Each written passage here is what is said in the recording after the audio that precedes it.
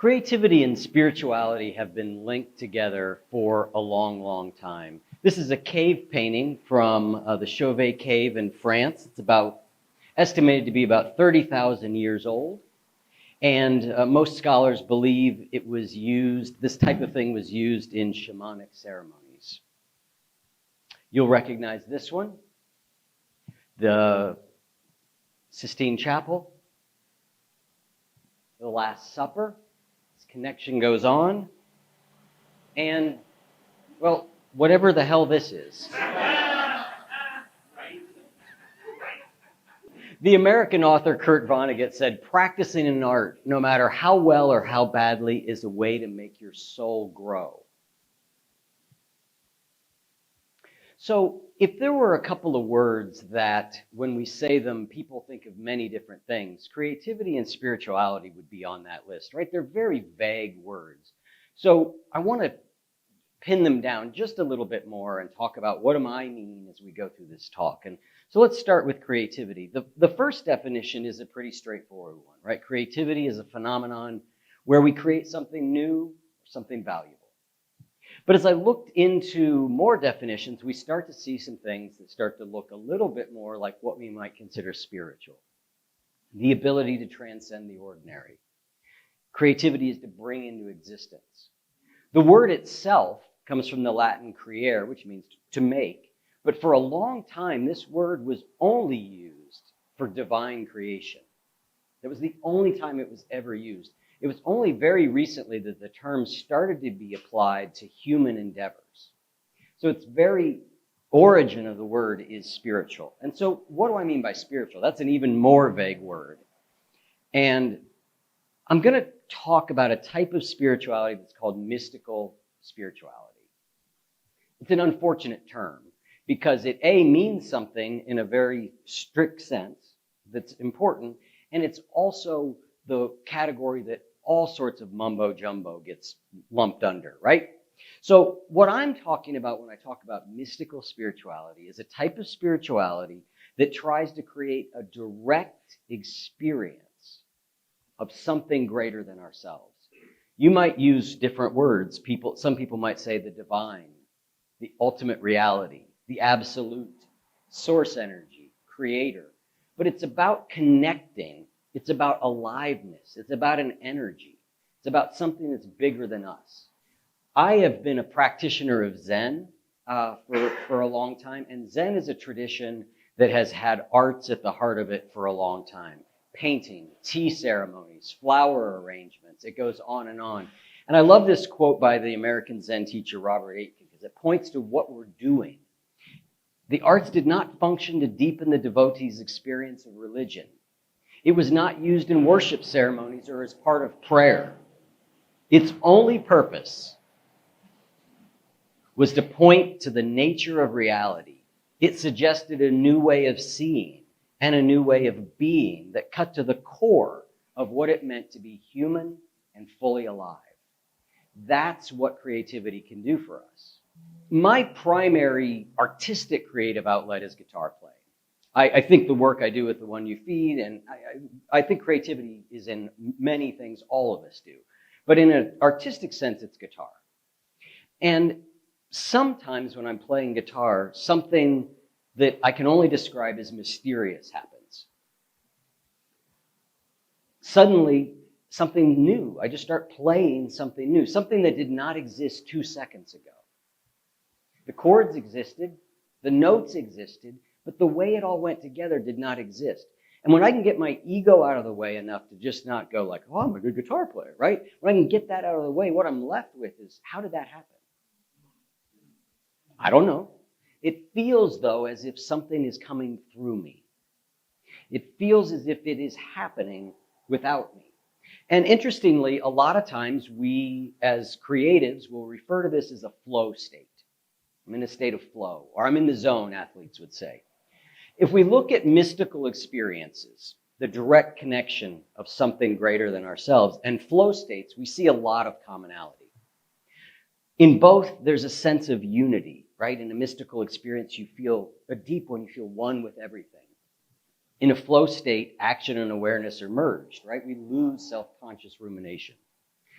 There's a really deeply felt mood. It feels good in both cases, a mystical experience and a flow state. It's ineffable. One of the key things that the mystics over time will say is, I can't describe to you what the absolute is like. It doesn't have words. And what are we doing in art? We're very often trying to express something that we just don't simply have words for. And then finally, in both, time takes on a different element. It goes faster, it goes slower. So there's a lot in common. I would actually say that I don't even think they're necessarily different. We use different words, but the same thing is occurring. Our ego is moving aside, and we are connecting more deeply with what's around us. There's a book, it's been a bestseller for a long, long time by a woman named Julia Cameron. Many of you may have read this book or seen it. We interviewed her on the podcast, and she said, creativity is the natural order of life. Life is energy, pure creative energy. There's an underlying, indwelling creative force infusing all of life, including ourselves. And when I look at life, and I think, what is the core element of life or reality? What it seems to me is that life just wants to make things. It wants to create. How else do you get this? This is the star-nosed mole. Scientists estimate that there's somewhere between 5 to 10 million species of plants and animals on Earth today. We've identified about 2 million. Many scholars also think that 99.9% of all species in history have gone extinct. That is billions of things that are just billions of creations. How many different life forms are just in this little snatch of the ocean? And what besides creativity could make this guy?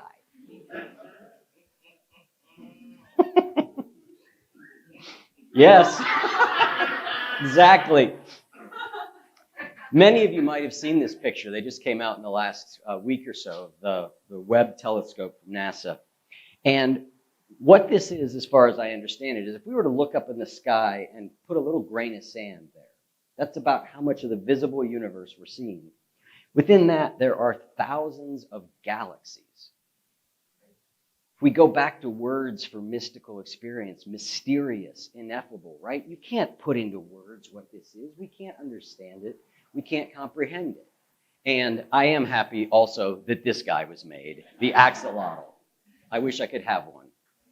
I'm going to pause for a second and just allow you to, for yourself, to just reflect for a second on, when has creativity felt spiritual to you? Or if you have a spiritual sense, when has it felt creative? And maybe this is something we'll talk about in the comments after. But, do you see a link between them? So one of my favorite quotes is from Zen Master Dogen, and he says, enlightenment is intimacy with all things. Enlightenment's a fancy word, right? And what does it mean? But I love this definition because what it means is I am so close to everything that I don't feel separate from it. And how do we achieve intimacy? Well, one of the ways we achieve intimacy is we pay closer attention. Mary Oliver, the poet, said that attention is the beginning of devotion.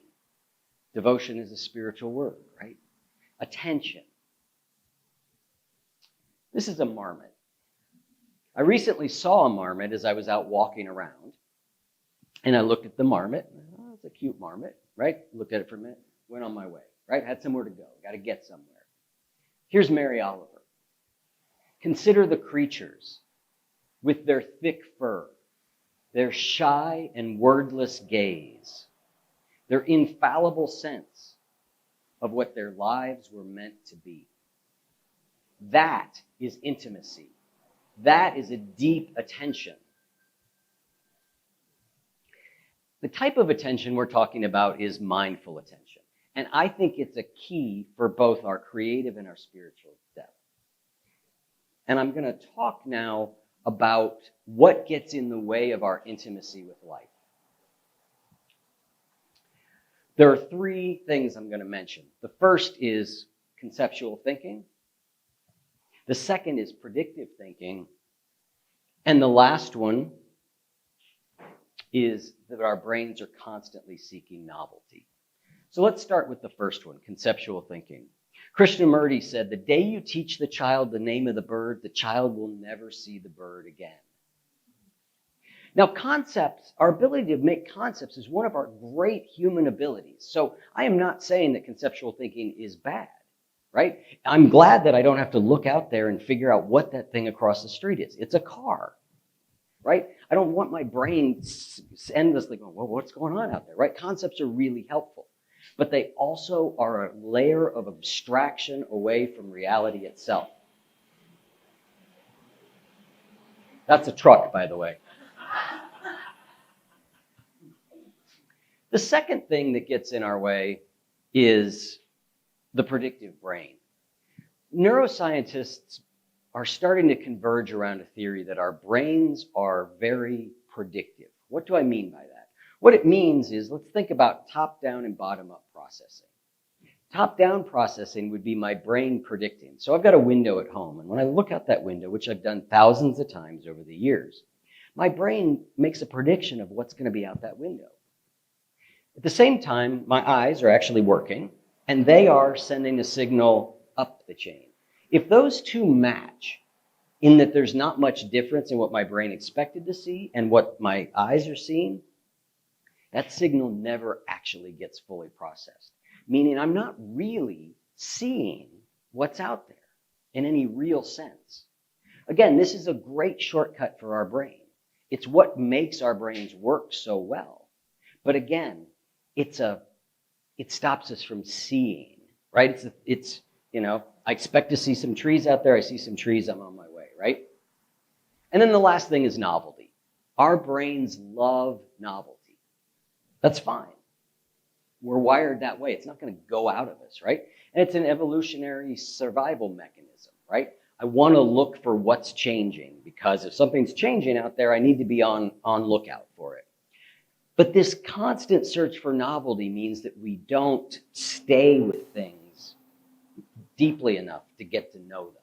It blocks us from this intimacy with life. Because I'm like, give me something new. It's why our phones are so what they are. It's constant novelty.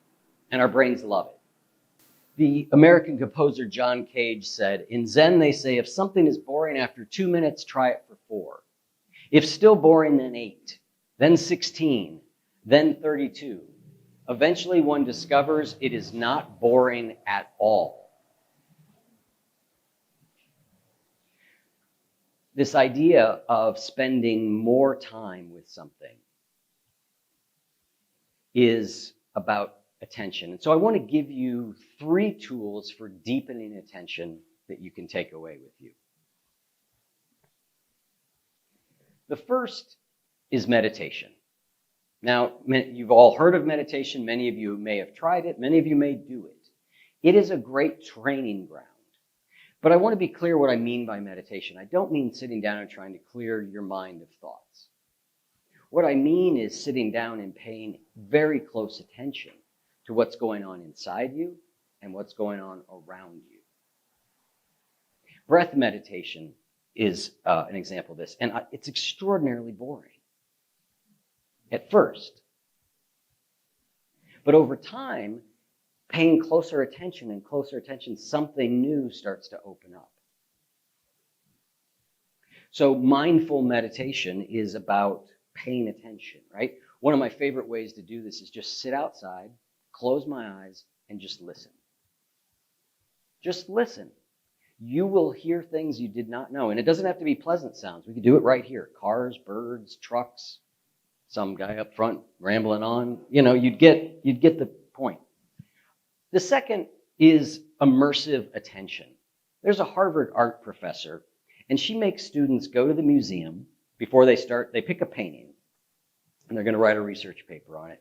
Before they do that, they have to go to the museum and look at the thing for 3 hours. Every student who gets this assignment thinks, you're nuts. This is the stupidest thing I ever heard. But they report that something really magical starts to happen as you get to know this thing. Immersive attention. There's a guy who wrote a book called Zen Camera that I love. It's about creativity and spirituality. And He suggests taking 100 photos of the same object. You can also do this by trying to look differently. So don't change your field of gaze. You're all looking forward. But now, just for a minute, look for the edges of everything that's in front of you. For edges. Now look for shadows.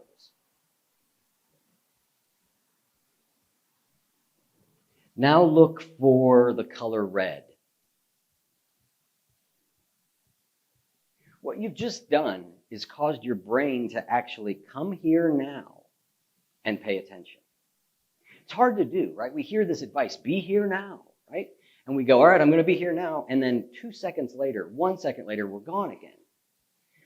Exercises like what I just did, where you're like, all right, let me look for all the red that I can see. Let me look for the edges of everything. They give us a little bit of a way to stick around just a little bit longer. And the last is something called Samu. Samu is a Zen term that translates roughly as work practice. And in Samu, what we're trying to do is bridge the gap between a sitting meditation and the rest of our lives. Because if people who meditate will know this, you can meditate and it's good. And then you get up and the rest of the 24 hours happens and you don't think anything except right? Samu is a way of bringing that into the rest of life. So you pick an activity and you focus on it with all your attention. It's an activity you could do without thinking. So I do dishes. I could do the dishes without thinking. I could have an entire conversation while I do the dishes. And sometimes I do because that's the appropriate thing to do, right?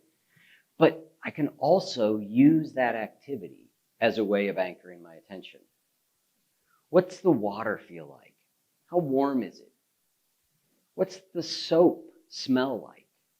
What's the sound of the dishes as they clank together? How does a wet dish feel versus a dry dish, right? It's just a tool that allows me to practice deeper attention. So I'm going to end this kind of where we started, which is back to Kurt Vonnegut and the rest of the quote. He said, sing in the shower, dance to the radio, tell stories, write a poem to a friend, even a lousy poem. Do it as well as you possibly can. You will get an enormous reward. You will have created something. And I'd say you also would have become more intimate with your own life. Thank you.